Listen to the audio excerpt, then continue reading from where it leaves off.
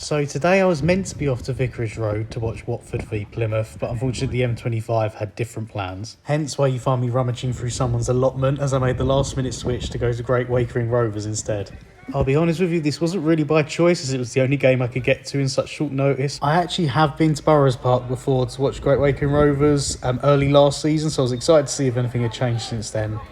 Before the game, as you can see, they were sitting in 5th in the Essex Senior League, which really isn't bad for a village of around 5,000-6,000 people. And their opponents today were Saffron, Walden Town, who sit just behind them, both in the fight for a playoff spot. As is becoming tradition, just 2 videos into this channel, I missed the opening goal. Luckily I did see it, I just didn't have the camera ready, but basically Saffron Walden took the lead with a goal on the counter-attack.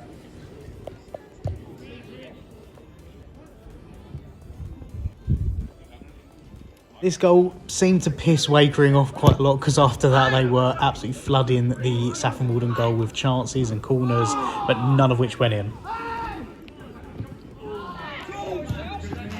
And as if my day wasn't going bad enough today, I then realised that some of the Wakering fans had a drum as well, which was fun.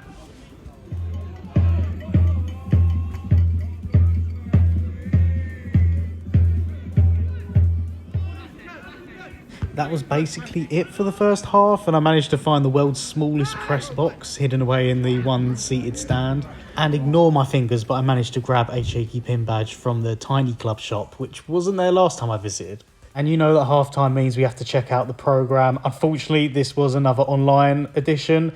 I do think at step 9, though, it doesn't hurt to have it printed out, even if it's just a few pages, but the content of it was good enough. Now that the Wakering Massive had moved on, I wanted to check out the old school terrace behind the goal.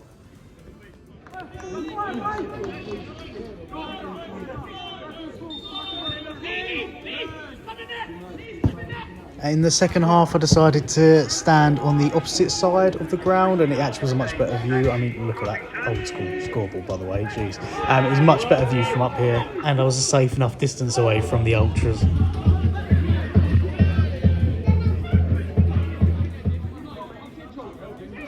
It actually turned into a really good game from here on out. Obviously, Wakering were pushing for the equaliser, but Saffron Walden still had enough attacking presence to make it interesting. I don't really know how they didn't score a second there, to be honest.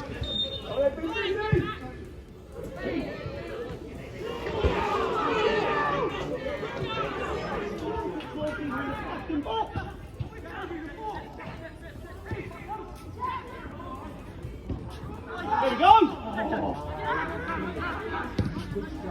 This is where things really started to heat up.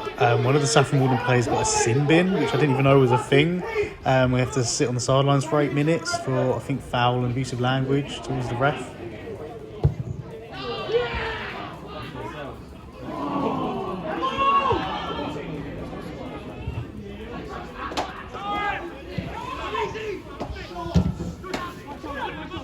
And then the manager got sent off, which I think was kind of deserved because both sets of managers were talking to the referee like a pile of rubbish the whole game. And as you can tell, he took it graciously. These fucking pricks, man. What either way? Oh, no way! It took me a minute to figure out what was actually going on, but Wakering got given a penalty. There might have only been 100 people in the ground, but it actually was quite tense while we were waiting for the penalty to be taken.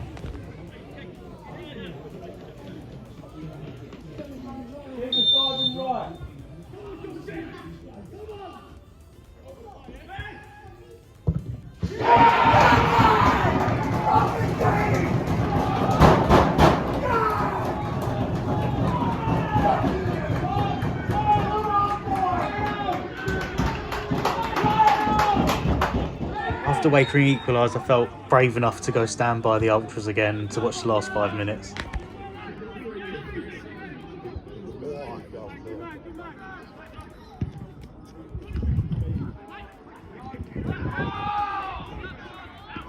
Wakering were pressing hard at the end, and they had one last chance from a free kick right before the final whistle. which ultimately didn't go in, and the game ended 1-1, leaving Wakering where they stood in the playoff spot and Saffron Walden just behind.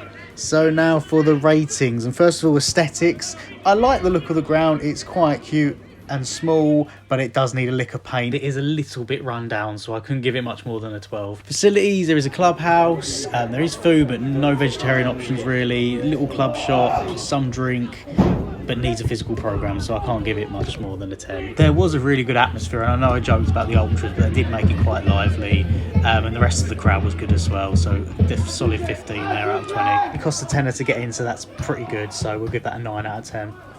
And the location, although there was only 100 people there, I had to park on a street near someone's allotment, so they need a bigger car park. Gives Great Wakering Rovers and Burroughs Park a grand total of 54 out of 100, and unfortunately slightly near the bottom of our table, but I like the ground nevertheless. Thank you very much for watching. I have some good games lined up for the end of the season, so please subscribe and stick around if you want to see them, and I'll see you next time.